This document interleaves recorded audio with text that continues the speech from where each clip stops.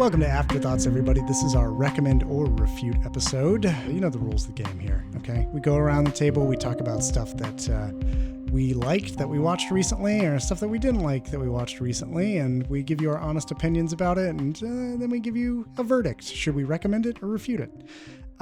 Joining me at the table is Michael Dixon.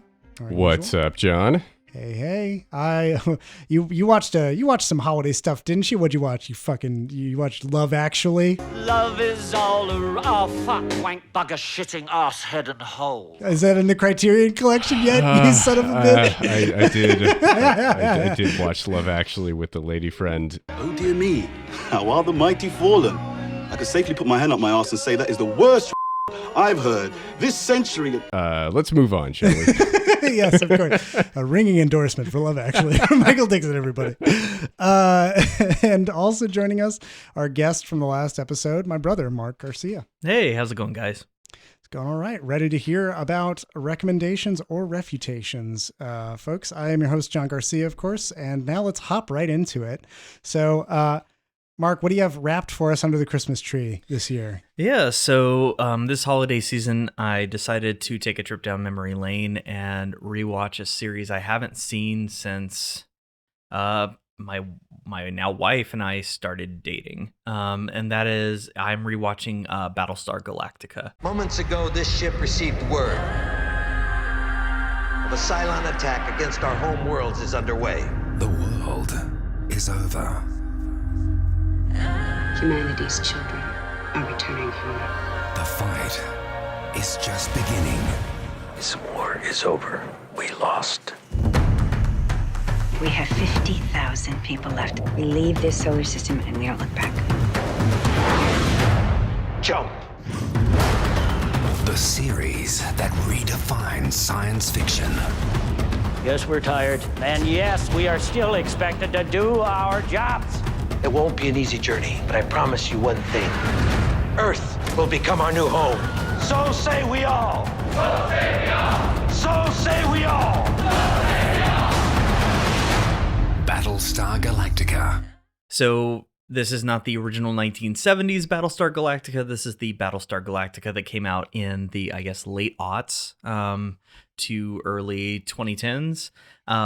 Starring Edward James Olmos, nice. Katie Sackhoff. I'm trying to remember the actress who played the mom from Donnie Darko. Yeah, I cannot remember her name, but Jake Gyllenhaal. Yeah, there you go, Jake Gyllenhaal. All right, so for all intents and purposes, Jake Gyllenhaal. But this is kind of a product of its time. This is around the time when Lost was really, really big. I have not actually seen Lost all the way through. I've seen a smattering of episodes, and it just didn't resonate with me. And then, of course, all of the hubbub about the writers not necessarily knowing where they were going with it and everything. But this is around the time when TV dramas were starting to basically do the formulaic thing of, let's do an episode of exposition where we provide the viewer with some really tantalizing details, build a mystery, and then give them 2 or 3 episodes of padding, where we have the characters they know and love, but there's nothing that happens in terms of the plot line. And so, the setup for Battlestar Galactica is really fascinating. Man had created essentially this organization, essentially organization of these organisms that were at first like robots called the Cylons. And there was essentially a point where the Cylons gained sentience and left. Mm-hmm. And originally they were these metallic looking kind of campy creatures and creations, but they essentially left humanity, and then there was nothing heard from them at any point in time. And every single year, humanity would send a representative to this satellite station to meet with the Cylons, and the Cylons never came. And then all of a sudden, at the beginning and offset of this new series, the Cylons come through But then in the midst of them is this woman, played by Trisha Heffler, who comes and sits down and starts parlaying with the representative from humanity before the battle station or wherever they're meeting is blown up. And so the whole kind of crux of this is Cylons have now evolved to a point where they look like humans, they can fit in with humans, and there are sleeper agents in the midst of humanity. And so you spend the entire series trying to figure out who all of the Cylons are. And at the same time, they've essentially eradicated almost every single individual in humanity, and the humans who remain are now all traveling on a single, within a single fleet, and there is a single battleship in this fleet that is protecting them called Battlestar Galactica, and it's run by Captain Edward James Olmos, who's Captain Adama. Lee Adama is his son. And so Captain Adama is the reason why his ship was not blown up was he didn't have any of the current technology like that all the other Battlestars had implemented in them. And so the Cylons could not necessarily like infiltrate. It's a firmware issue. Exactly. It was a firmware issue. It was not a bug. It was a feature. Yeah. But yeah, and so you spend a large chunk of the story trying to find out who all of the Cylons are, and there are slow reveals that happen during the first 3 seasons, and it builds to there are final 5 Cylons that they're going to reveal to you, who are the ones that orchestrated essentially everything. And as you go through all of this, there is a scientist, Gaius Balthar, who is responsible for giving up a lot of humanity's trade secrets to the Cylons without realizing it, and he had a romantic involvement with number 6 of the Cylons. I think there were 12 units total, but number 6, who is played by Trisha Heffler, and when she's not with him, he has these moments and tendencies where he starts seeing her around him in this kind of ethereal form. And so there's this side mystery where you're trying to figure out what this manifestation of her actually is, and she keeps telling him that like everything he's doing is within accordance with God's plan, and that he's acting within the frame of this deity who's guiding everything. It's a really fascinating show, but I will say that like while the first 2 seasons are really, really, really intricate and tightly woven, it starts to lose a lot of its luster as you get closer and closer to the end. And it does kind of feel just like Lost from what I've read, that the writers didn't really know where they were going with the show. The writers were lost? Yes, the writers were lost to some degree. So beyond the episodes that are just filler, when you start to get to some of the bigger reveals, like who the final 5 are, and then also why Gaius is seeing this, this other ethereal representation. version. Yeah, like what the fuck is actually going on. And there's a lot of letdown towards the end of it. Ah. Ultimately, I do recommend it. If you haven't seen it, I think it's worth a single viewing all the way through. But like, if you're going to choose to come back to it later or not, once you get to the very, very end is going to be debatable. So there are a lot of character pieces and relationships that are built throughout it that I think are very, very worth it. And it's nice to see them come to their conclusions. But sometimes, again, those conclusions feel either ham-fisted or just like you're gypped a bit because the writers just didn't know what to do with some of the characters. So. Did you or are you planning to watch it all the way through on this rewatch? I am. So I'm about 8 episodes into the first season. The first 3 episodes each are like multiple hours long because it originally was just done as a mini series, and those first few episodes are really, really intricate, really tightly written, because they were meant to kind of gain interest from viewership. And so that first season is pretty fucking solid. And so I am planning on watching it all the way through, and also I want to do it because I want to know if maybe I have a deeper appreciation for it now that I'm 10 years beyond when I last watched it versus when I watched it that first time. I'm gonna just temper my expectations for the big twists when they get towards the end. But I'm just trying to prep myself in case there's going to be that same disappointment I had the first go around. So compared to some of the things that I think of, one, like 2 big names right now that are associated with science fiction, which one of them doesn't need to be, is Star Trek and Star Wars. Star Wars is fucking fantasy. And people keep saying it's science fiction, and it irks me. But like, how does this in the spectrum between, let's just say that they're opposite ends, Star Trek and Star Wars, where on the spectrum does Battlestar Galactica fall? And I will be honest, while you were talking about it, I kept thinking you meant Babylon 5. Too many things that began with B that were science fiction related that I remember. This is going to fall more on the Star Trek side. I'd say it's closer to Firefly, actually, than even Star Trek, because you're not going to see alien races. It really is going to focus primarily on just the Cylons and the humans. Mm-hmm. And a lot of the episodes are, based in, I guess some of the things I really enjoy about them is they're based on like the drama of humanity and what something like, if there was actually a race of beings that was coming to destroy us, like some of the tough decisions we would have to make. So for example, in the first episode, like when humanity is attempting to run from Cylons, the Cylons have basically destroyed all 12 colonies where humanity currently occupies planets in the universe. Yeah. And Edward James Olmos is trying to run with whatever fleet is left. It's literally thousands of humans. That's it. Maybe tens of thousands. But there is a point where the Cylons are about to attack, and the engine bay is on fire. And there are still people in the engine bay trying to fix the fires, but they have to make a call.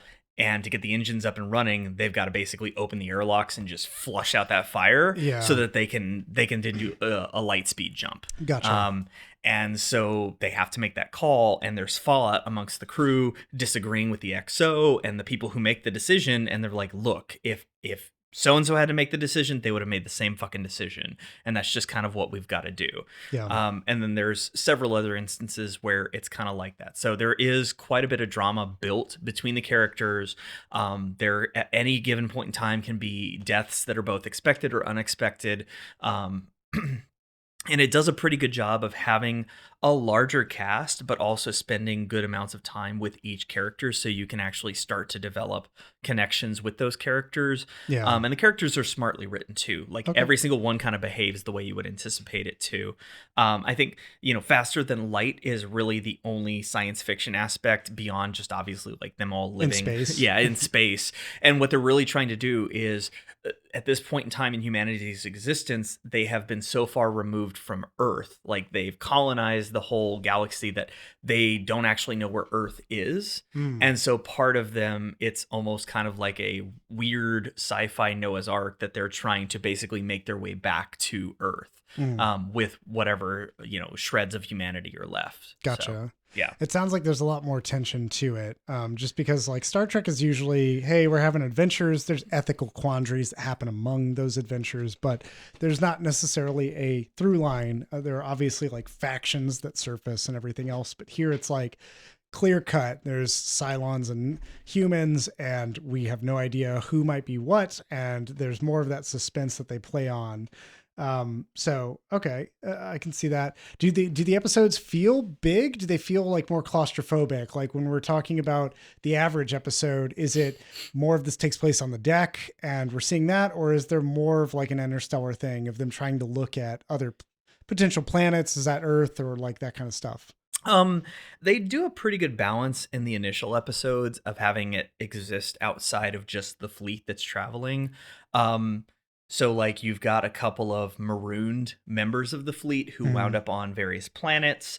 And then you've got Cylons where you'll occasionally spend some time with some of the Cylons to see kind of what their plans are. And then you will spend some time in the fleet, but not just necessarily on Battlestar Galactica, but also on some of the other ships with any of the events that are happening there. So one of the things that happened during like the bombings is the president of the colonies and everybody else below him, for the most part, until the Secretary of Education, were all destroyed and killed. And so the Secretary of Education has now become the president. And so she's basically doing what she can. And so you are part of the time spending your time with her. Lee Adama, who plays, Adama's son. Adama is played by Edward James Olmos. They have a conflict in their relationship as father and son, and so there's of course drama there. Katie Sackhoff plays a childhood friend who was married to Lee Adama's brother. Lee Adama's brother's dead, Yeah. but you're not revealed how. So she's got a relationship there. And so it does a pretty good job of making a lot of these initial episodes feel pretty big. You got a lot of really, really like high stakes. And then as you start to dial into each of the characters' plights, it becomes more about identifying who the Cylons are and what the heck is happening. And so a really good example is one of the episodes, what they're finding is they're trying to do faster than light jumps, and their engines have to recharge after each one. And every 33 minutes, the Cylon fleet catches back up with their fleet, and they have to do another faster than light jump. Okay. And so they're trying to figure out why it's every 33 minutes and how they could prospectively avoid the Cylons finding them. And then that turns into this whole thing where one of the ships is left behind and then suddenly reappears 3 hours later when they seem to have broken the 33-minute cycle, but now it has nukes on board and they can't get in touch with anybody who is on that ship. Okay. So yeah, it's for the time, I think it was on Sci-Fi. Yeah. Now Syfy, of course, Yeah. short The for old syphilis. Syfy. But it does a pretty good job of towing the line. They similar to Firefly, found ways to curse without cursing. Okay. So they use the word frack pretty frequently to mean fuck. And so anytime they really want to swear, they'll say that, which I believe for Firefly, what they did was they simply spoke in Mandarin. Yes. As a means That's of correct. cursing. But Edward James Olmos is amazing in it. He does a really good job on the offset. And I will say, like, one of the biggest issues I typically have with a lot of these drama-driven shows is the first season can sometimes feel very, very weak. And you're like, okay, they're finding their feet. They're trying to figure out what the show's going to be about. And this show is almost the opposite of that. It starts out really, really strong, and it's very easy to get absorbed and just kind of keep going with it. Interesting. Yeah. So you can ride that high and, Yeah. and just crash with it. Exactly. Potentially, if it still crashes as you project it will. Yep. So I definitely recommend at least a single viewing of it. It's only 4 seasons, I think 22 episodes, but each is about 50 minutes long. So it's a good chunk, pretty meaty. But once you get going with it, it's pretty hard to stop watching The it. fact that the intro section is just a mini series also kind of speaks to how much it wants to hook you. And so I feel like after those first few episodes, if you're really not in, then you're not in. Yep. So- And I will say Heather and I had only been dating for a matter of months when I subjected her to it, and I forgot that those first few episodes, like I forgot that on the DVDs I had that first episode was 3 hours long. So I was like, oh, it's an hour long. We'll watch it. Oppenheimer, And then huh? whatever. And so at like 9 o'clock at night when she has like work and school the next day, I'm like, yeah, let's just watch it. It's 9 o'clock.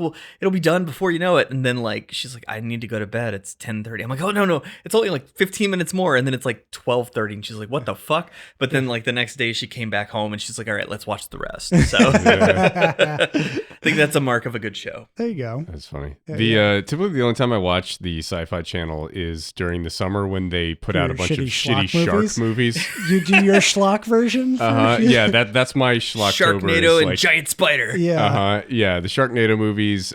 Trailer Park Shark is a favorite of mine. You where hearing this, sharks- everybody? You hearing this, folks out there? Yeah. He chastises me all the time for it, but he does it himself. It's a certain genre of schlock that I See, like. he's got a piece of paper with tape, and on the paper he writes A24, and he just He tapes puts it it to on the the TV. screen, and then once it sounds like the initial title card is done, he pulls it down and he's ready to go. Yeah, it's good. It's fine. Technically counts.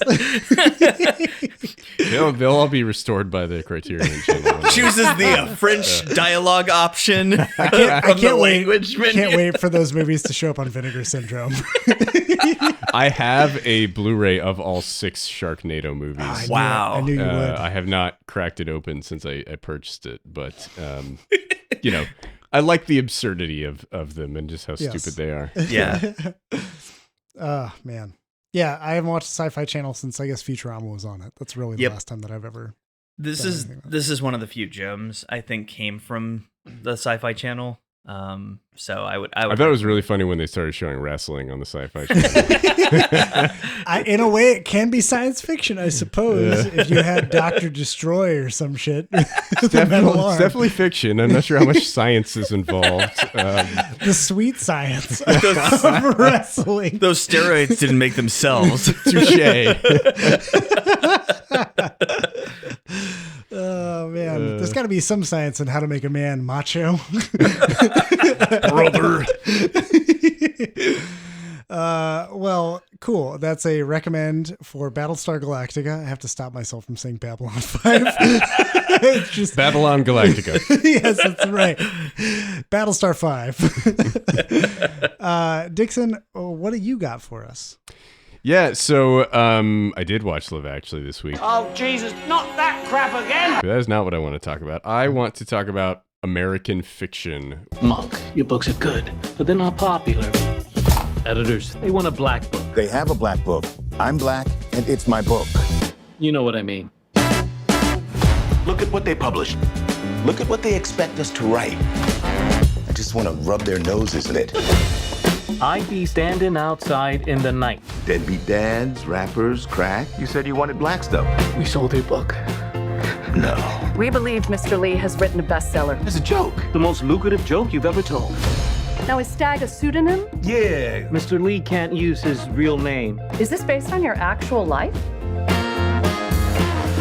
Yeah, you think some bitch-ass college boy can come up with that shit? No, I don't. A new movie that's out in theaters now, written and directed by Cord Jefferson. This is the first movie that Cord Jefferson has directed. He made his name as a TV writer on The Nightly Show with Larry Wilmore, which I really liked when that was on. That was like after Colbert that came on, took on that 10:30 slot after The Daily Show. Yeah. He was a writer on Master of None, on The Good Place, and on the Watchmen TV show. Oh, damn. So he did a lot of work on TV, and then now wrote and directed American fiction, starring Jeffrey Wright as a writer and professor who has written several novels that are really well thought of and seem to be very well written books, but are just not moving a lot of copies. He's kind of an asshole professor, and he's dealing with like fragile Gen Z students where like he's teaching a class on literature of the American South, and like the N-word comes up in his class, and one of his white students is like, "That word is offensive to me. I can't believe you're using that in this class." And he's like, all due respect, if I got over it, you can get over it too.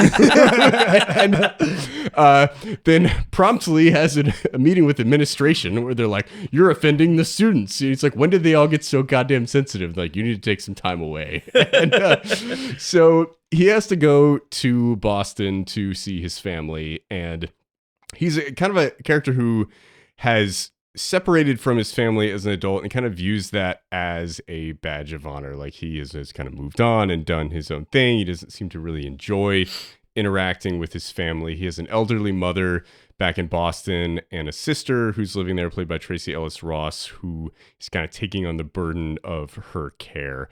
He also has a brother who is a plastic surgeon who has divorced his wife because she walked in on him with a man, and he in his middle age is now kind of dealing with his homosexuality and the fact that like his wife has divorced him and his kids can't stand him. He's played by Sterling K. Brown. This is a really good cast in this movie. If you've seen the trailer makes this seem like kind of an absurdist comedy, and it is in some respects, but it's also a very grounded character piece in other respects. And I wasn't expecting that going in, and I was really pleasantly surprised to see those two things kind of melded together. So, if you've seen the trailer, the premise where, he basically has not gotten any sales on his books. He sees this black writer played by Issa Rae, who writes this like novel that he thinks is terrible, that is playing off of black poverty and is getting a bunch of awards from white critics and writers who think it's just the greatest thing, this slice of life piece into black lives. And it's nothing that Issa Rae's character has ever experienced. She's just written this as like what Jeffrey Wright sees as a cynical project, as like poverty porn to get white people to like it and feel guilty about it and buy it. And so he, when he goes back to Boston, he's dealing with his mom, and she needs medical care. She's gotten to the point where she can't really take care of herself anymore, and they're having to put her in a full-time care facility and trying to come up with the money to do that. And he's like, you know what, fuck it, I'm just gonna write one of those books. And he's like, he's trying to sell a book that he has already written that none of the publishers want to buy, and they're like, we want a black book, and he's like, I'm black, it's my book, it's a black book, and his manager is like, dude, like, you know what I mean, like they want something that feels black. And so he writes what he thinks is a horrible piece of trash book where he's like misspelling all the words and writing about gangsters and gun violence and rappers and deadbeat dads and all this shit that he, like, whatever, fine, I'll just write the shit that you want. And he views it as a joke, and then immediately gets all these offers from all these publishers saying, oh my God, this is incredible. We want to publish this. And he writes it under a pseudonym so he doesn't like tarnish what he's done personally. And he has a really hard time dealing with that, where he's like, no, I did this as a joke. You need to hate this. Like, and they're like, no, we love it. This is wonderful. Like, we want to buy the movie rights and we want to give you a bunch of money and print 1 million copies and send it all over the place. And he's really having trouble with his identity as like, I'm this intellectual, this really good writer, and I did this as a fuck you to the industry just because I was angry one night and I just wrote this in a single drunken stupor of a night to just fuck with all you people, and now all you crazy white people love it. Like, this is insane. And it's the trailer really focuses on that piece of it, and I think does so in a way that is good kind of hook to get you into the premise of the movie. But most of the movie is actually him dealing with his family dynamics in Boston and kind of re-ingratiating himself into his old neighborhood and having to, have relationships with his adult siblings that he's kind of ignored for a really long time. And I oftentimes think those types of movies are interesting where like adult siblings have to kind of come back together and deal with each other as adults in a different dynamic than they did when they were kids. They're not really comfortable with that and how it plays out. Jeffrey Wright is incredible in this. I always love Jeffrey Wright and everything that he does. He's so good. I'm really glad that he got this opportunity and this really well written role to really kind of show what he can do. All the cast is great. Tracee Ellis Ross is great. Sterling K. Brown is great. But it's really well written movie, and it feels like it's kind of doing two different things, but it melds those two things together in a way that's really satisfying. In the section of the movie that's dealing with his familiar relationships and going back home, there are some things that feel a little bit familiar and tropey, but they're done really well. And not everything feels that way, but there are some moments where I'm like, yeah, okay, I've seen that. But it was done really well, and Jeffrey Wright acted the shit out of it. And I was like, you know what? That's fine. Like, I can get behind this. And so there's a lot of really interesting new concepts that are written to this movie, and then just like some really good character development and just good, solid writing and family dynamics. So I would definitely recommend people check out American Fiction. Is there any other movie that you feel, because you just talked about there are new concepts kind of written into this, but is there any other movie that you think about when you think about American Fiction as well, like a pairing or something that's similar that it felt to? Oh, that's interesting. I don't know. That's a good question. I guess all the stuff about him as a writer and dealing with kind of how society wants to view him as a black writer, I thought was really fascinating. And the way that like he was judging other black writers, I thought was a pretty interesting dynamic, where it was like the movie was commenting on the culture around it, but it was also kind of pointing out that he was sort of a hypocritical shithead as well. Like, it's not letting him off the hook in that. And that was kind of the piece of the movie that I liked. Is like, he's a complicated character, and well, I liked all the movie, but like just that aspect of it was stuff that I felt kind of fresh, and okay, this is an interesting reaction by a black writer director to the post George Floyd era, where you have all this white guilt flooding into society, and people, some genuinely and some cynically for capitalistic reasons, trying to like put their rethink how they are dealing with themselves and society in relation to black culture and all these things. And I thought that was a really interesting perspective, that it felt very fresh. And then, but the family stuff is really great too. And I'm sure I could think of a bunch of movies that match those family dynamics. Nothing is popping into my head at the moment. But Something with Medea's in it. I have actually never seen any Tyler Perry movies, so I'm trying to keep that going. But yeah.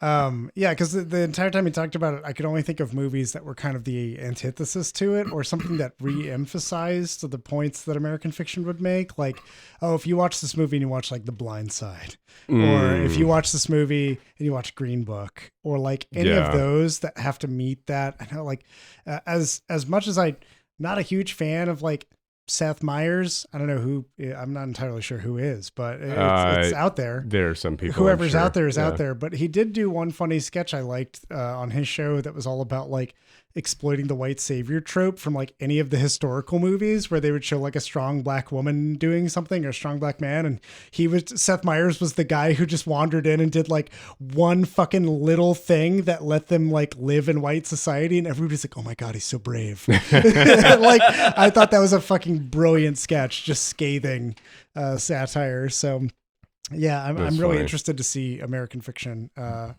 The trailer hooked me, and I read a little bit about the book that it's based on, and I found it to be really interesting that it was also this kind of critique. And the more you talked about it, it reminds me of there's a Boondocks episode where they have like an Al Sharpton character played by CeeLo Green, who starts exploiting a lot of like the plight of, I think one of the Freeman brothers gets called the N-word, and they're like, we're going to take this to all the news outlets, and Ann Coulter gets involved. Oh God. And then it turns out that Ann Coulter is running a con with the Al Sharpton guy where they basically just both rage at each other to drive book sales up. It's fucking great. It's an excellent episode.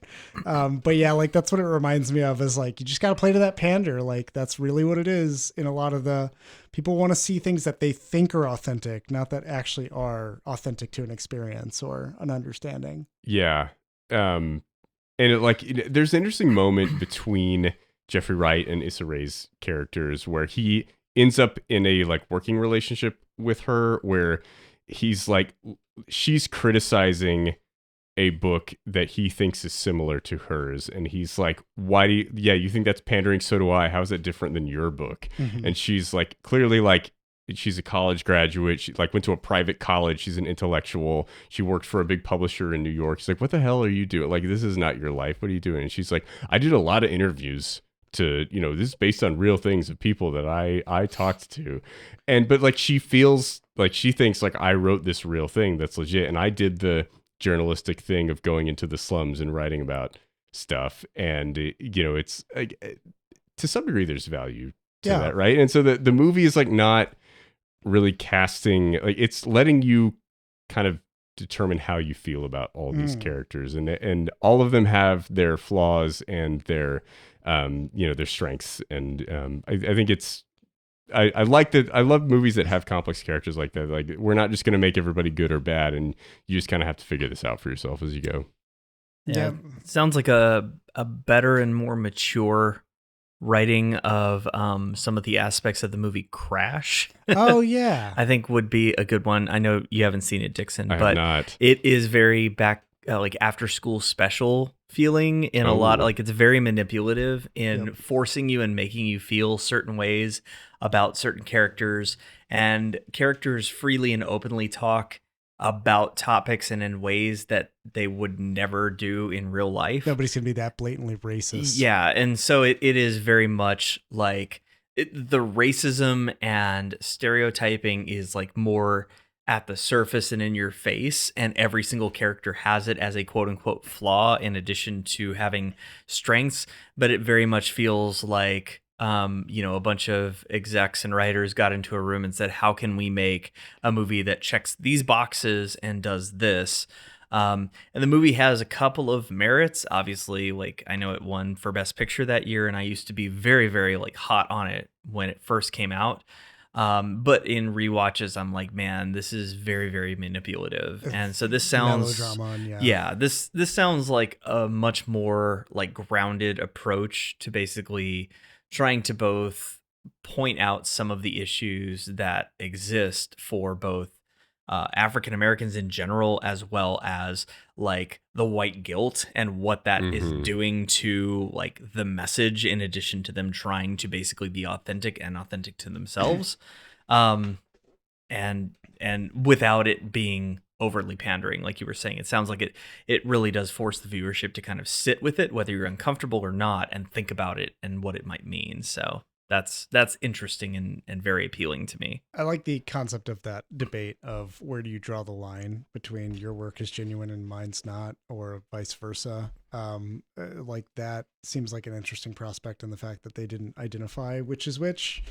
All the better. Like, yeah, I don't want those kinds of like things being waved out as like, oh, well, we definitely know that it's going to be, Issa Rae's book that's false or some shit. I like that confrontation. Yep. I want to see it. I already wanted to see it. I want to see it more now. Yeah, you should go check it out. The only like critique I have is that, one, there were a couple things that I thought were a little cliche, but again, I thought they were done really well. And then the ending, I don't know if it fully lands. It felt like they weren't really sure quite how to wrap it up, and it gets a little meta toward the end, which usually doesn't sit quite well with me. Yeah, but like it didn't. The ending didn't upset me. I was just like, this is a little bit weaker than the rest of the movie. That's so sharp, and the ending feels like a little bit of a cop out. But it's definitely worth watching. It's a very good movie. Well, very fascinating. I'm going to have to check out American Fiction, Dixon. And I'll round us out here. I'm bringing a TV show. As I think I told y'all before we started recording, I watched something new that I'm very excited about. It just came out on Netflix recently. It is Carol and the End of the World. Hurtling towards Earth. There isn't a single person out there who doesn't have it. The hunger to do more, be more, live more. I don't really know what I want. Everyone's got all these plans, and Massive job walk-offs making work a thing of the past. Find meaning. Live the life you want, in the way you want. Time is almost up. So this is... Name? Carol Cole. I'm an administrative assistant for an accounting department. I don't know how it works or why it's even there, but I like it and it makes me happy. I am Carol Cole! Sometimes you just gotta give things time to be lost. Who's ready to die tonight? Before they can be found. Carol! Carol! Carol? Carol? Carol? Carol! Carol Daphne Cole. I love you, Carol.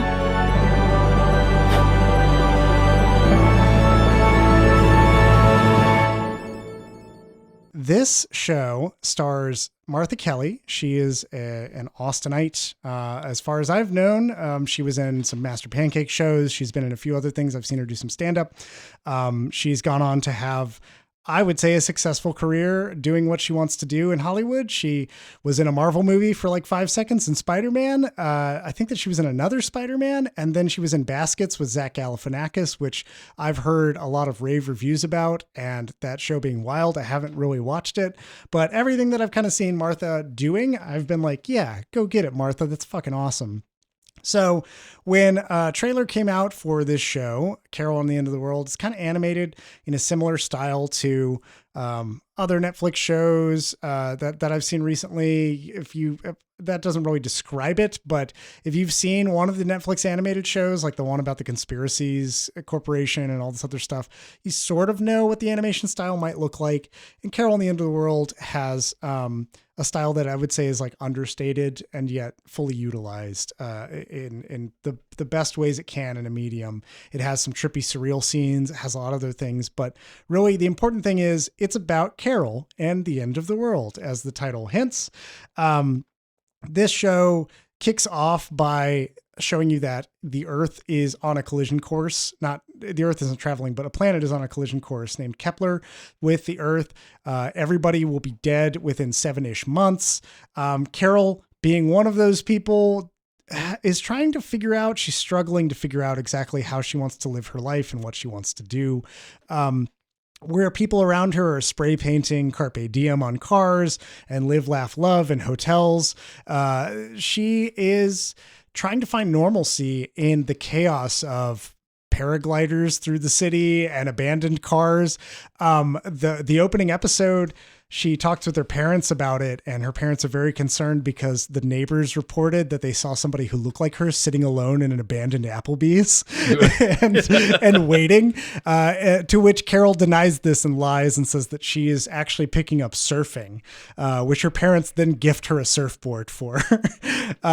So it speaks to a character who, at the end of everything, when you're asked that question of like, what is important to you, doesn't know what the answer should be. There's so much about her, and the show is about getting to know her, but not even getting to know her in a close way, like following her in every episode. Of course, Carol does play a lead role, is the title character, is in a majority of the episodes, but some of them split their focus between her and another character, be it her mom and dad, her sister, who is out adventuring in the wilds, and her sister sends them VHS tapes of skydiving and telling people to live life to the fullest and that kind of stuff. The complete opposite of Carol. And Carol is almost envious of that knowing what you want to do. And so one day she finds herself following a stranger who seems to be put together and completely confident into a building. And that building has an accounting firm that just happens to be in the middle of an audit. They're on like the 20th floor, and 2 floors above them is marketing and 1 floor below them is sales.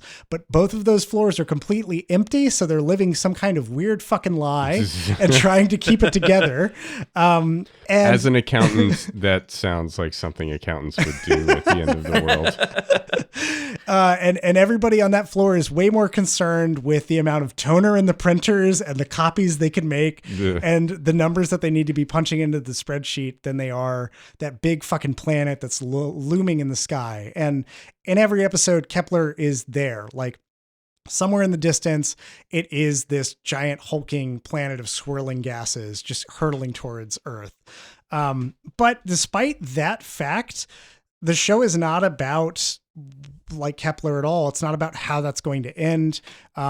Spoilers, but also not spoilers. It doesn't show how Kepler collides. There's not like a Toy Story 3 moment where all the characters hold hands and accept their fate of death. Everybody in the show has already accepted that they are going to die, and they are now processing through different forms of grief, different steps in grief, what's going to happen to them, how it's going to happen, and exactly what it means to them to be alive and what's important for them. You have like boat captains who are still doing cruises like after decades, and the world's going to end, and they're doing it here for some reason. And you have like the power still on in certain neighborhoods, and there's one woman who lives in Cincinnati, nobody else lives there anymore, and that kind of thing. And there's like these weird little ticks, and they have like television shows and broadcasts that are now based off of the end of the world as well. Commercials have completely shifted to be about living your life to the fullest. What does it mean for you to be fulfilled? And it's like this whole pivot that society has taken on. And it's just fascinating to watch Carol in the middle of it not really give in to any of that, like not give a shit about it. At times you feel like in a more conventional storytelling narrative, it's about a woman who is completely cut off and she doesn't know how to live her life. It's like Jim Carrey in Yes Man. I don't know who's seen that here, but me. Yeah, it's like Jim Carrey in Yes Man, where, you know, you've said no for so long. Now it's time for you to say yes to everything in life. Say yes to dating a Zooey Deschanel who's half your age. Exactly. There's no questions about it. Yeah. But yeah, like it has that vibe that you feel like at every turn, one character or another is bound to soften. And no, it's about real people who can't change that fast to accommodate the end of the world. They can only try to process it through their lenses and have realizations and epiphanies of like, I've been a fool because of this or that, but they don't change because of those epiphanies. They change very minorly because of them. And it feels so grounded for being such a bizarre animated show about really absurd circumstances, that it comes out feeling like wholesome, like Joe Pera, or like Pig, in that kind of like nihilism that it embraces. And it becomes focused. And I would say, like, I think we talked about during our holiday episode, like commercialism in shows and stuff. And like I mentioned Applebee's earlier. There's like other product placement that happens in the show, but all of it is kind of used. Like there are fake brands that are used and there are real brands that are used. I think the real brands are used in a way to ground you more to like the things that you know in the real world, like normalcy in like sitting in an Applebee's instead of sitting in whatever the equivalent fictional thing is. Like, I feel like they use the brand names to focus the jokes within them rather than to have it be like, oh, it's a fictionalized place where we can put like goofy shit on the wall or anything. It establishes some real world. Yeah, it's a flingers. Yeah. It establishes some real world connection. So you can focus more on the characters and how they feel when they're going into that space. And I just liked how that was handled. I like a lot of the way the story is told. It's sort of mixed medium in a way, like, different episodes have different perspectives they apply. One is very dream centric, where all the employees at this accounting firm are asked to stay late and they sleep through different parts of their shifts and they're having conversations in the break rooms that maybe happen or maybe don't. And there's another episode that's entirely told through a VHS tape that Carol's sister is watching. And it has the recording of her and Carol going hiking after the world is started ending. And one before when she's kind of in Spain and like enjoying her life and just adventuring anyway. And getting those kinds of moments, those glimpses, even in that episode with the tape, there are serious talks that happen that the show doesn't let you see. It just implies that they happen. And you just have to assume what it would have been, because otherwise it would have probably weighed itself down with schmaltz and some kind of like monologued sincerity, but instead it lets the real moments happen off camera where they need to. And then you can only infer from the characters and their performances what's going on. They even do a whole episode or a piece of an episode where characters sit in a tanning booth and just have tanning goggles on their eyes and are trying to like talk about different things with each other.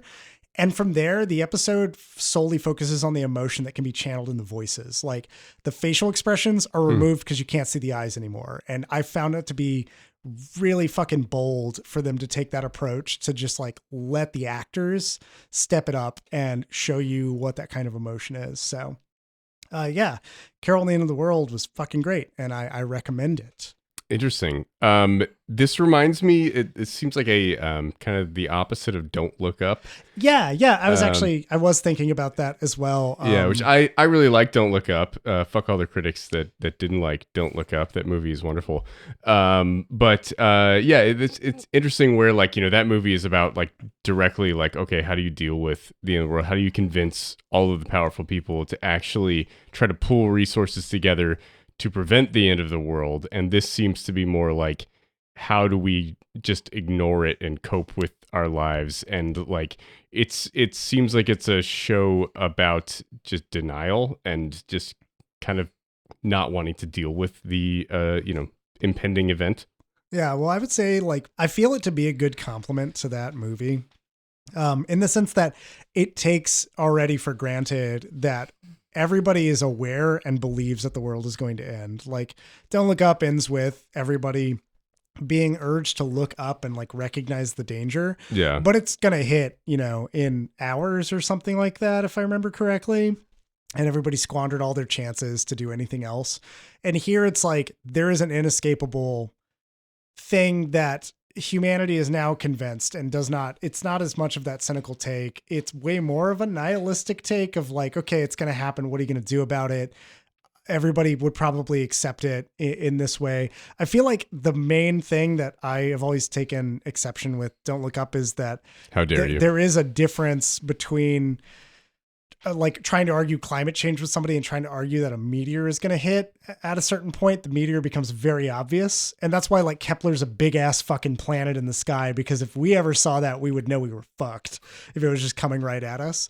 But like climate change, it's like something that people can argue because they can't see it visibly. And there's this kind of nebulousness that they lean on being the main thing that like, I just had an uncle at Thanksgiving tell me there's no climate change. There's only climate, which just speaks to like, dude, that's the stupidest thing ever. You just speak in slogans. Does he just not think that like the weather ever changes? Yeah, like, he doesn't. He just thinks that the weather is the weather, I guess. And that it has nothing to do with humanity. Nothing has anything to do with humanity, and exponential math is a lie, I guess. I don't know. He tries to pull the if you look back at this era, like based on the historical data before humanity existed, the Earth was still doing this and this and this. Yeah, if you look back when volcanoes and the Earth hadn't cooled enough and it's shooting a shit ton of CO2 into the atmosphere, obviously things are going to be fucked up. But volcanoes don't fuck around right now. Like there's some that they're fucking around in Iceland right now. Oh, there you go. There's some fucking around in Iceland, and Mount St. Helens happened, but like they're not all having a party on Earth anymore. Where they're fucking just caking everything in lava. But yeah, like it is, I would say it's a good compliment because it ignores the asteroid's not the big deal. The big deal is like, how do humans actually process this? And I feel like it's a good reflection and a good mirror where Don't Look Up is like a wake up call. And or it just serves as kind of like a pat on the back for people who already believe.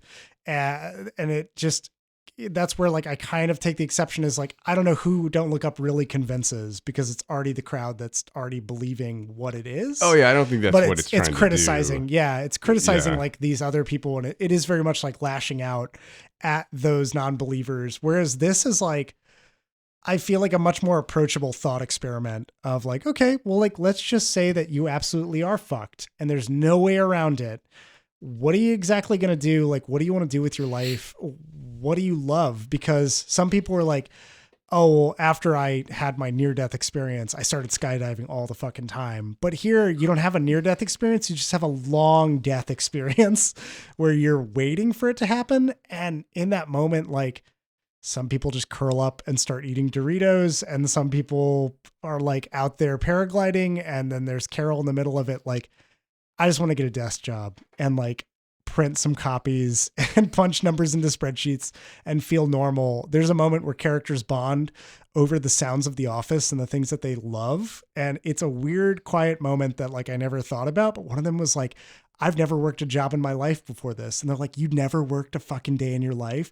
And he's like, no, but I like the things that you guys have in these offices. Like the feeling of like a stapler when you push it down all the way. It's just like nice. And somebody else is like, yeah, like the click of a mouse is just good. Like, and they're kind of savoring every last piece of their senses because it's like gotten to this point where they just took it all for granted for so long because it's part of a fucking job or something. But yeah, they have sweet moments all over the place. And they even have a moment that, or an episode that's kind of like the 22 short stories in Springfield, where they go through a lost and found and find different items. And each item gets like a micro story about it. And it doesn't even have to be directly about that item. It's just, it's somewhere in the scene and it has a piece of humanity tied to it. It's fucking beautiful, just like poetry. And I had such a great time with it. So yeah. Anyways, that was a long-winded answer to your Don't Look Up comparison, Dixon, but there you go. That just speaks to how much I love this show. I can talk about it for so fucking long. From what you're describing, John, I really like the idea that it's focused on some of the, like, even though it sounds like the premise for the show could be like this bleak and just looming, catastrophe like you're discussing. Like, I love that it focuses on those smaller moments of humanity, like the idea that the human spirit and just general, like the human condition is such that, well, the world's going to end, and you have some people who are like, I'm going to seek thrills. I'm going to go skydiving. I'm going to go paragliding, whatever. And you have other people who are like, the world's going to end. I need to be an accountant right now. Yeah. It's like, that busy work, but then also like just the episode you discussed with essentially kind of like the 22 stories, short stories of Springfield, like just the idea that I view it kind of like no matter how old you get, if you get into a really shitty situation and you had a relationship with your mother and your mother is still alive, like there's a comfort you take in getting a hug from your mother, no matter how old you get. Yeah. And like we as humans seem to find those micro dosed kind of experiences that we take comfort in. Like there's a reason why there's an oddly satisfying subreddit, like where people can look at something and just take satisfaction in it. And like this episode, you can take these small bits of satisfaction in the face of impending doom and just find some shroud of both humanity and comfort in whatever that is. I love the way that sounds. I realized that I do recognize Martha Kelly from a couple things. She's in Marriage Story, which we were joking about before we started recording this. Yeah. And she is in Corporate as a bit character in Corporate, which is one of my absolute favorite TV shows. There you go. Yeah. So Dixon, you should check it out. I know you're not big into limited series or TV shows that often, but I recommend it, and maybe watching it with the lady friend might be good too. Oh, okay. It's definitely got it's definitely weird, but it's still got heart that I think can pull anybody in. Does it have more heart than Love, Actually? Oh, come on, Mikey. You know as well as I do that's fucking miserable. Yes. I don't know, John. You need to convince me with cue card size things with words on them. To me, Carol and the End of the World is perfect. I'm moving the cards out now.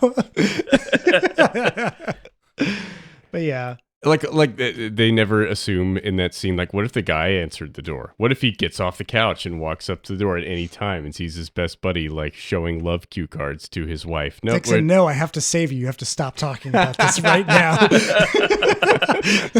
Thank you, John. Thank you for pulling me back from the edge. Yeah. Dixon and the End of the World. I have to watch Love Actually and write down all of the things that are terrible about it. Oh my gosh, you're going to go full Ryan on this. Well, yeah. So obviously I would recommend Carol and the End of the World. Everything that I've talked about, there are minor spoilers infused within it, but I think that the ride is just so much more than spoilers can retain. Doesn't matter if you've gone through it once or twice. It's a great experience. I'm already rewatching it to catch up with Sasha, and each episode it puts more context in. I fucking feel it more. I love it. It's great. So yeah. Well, that'll bring our episode to an end. So we have a recommendation for Battlestar Galactica. Again, continue to think it's Babylon 5. And we have a recommendation for American Fiction, which is currently in limited theaters, but maybe hopefully it'll expand. Yeah, if you're lucky enough, it's in a theater near you, but I'm sure it'll be streaming fairly soon. Yeah. And then obviously recommendation for Carol and the End of the World. And with that, I have been your host, John Garcia. With us, our special guest, Mark Garcia. And Michael Dixon. Thanks for putting up with our bullshit.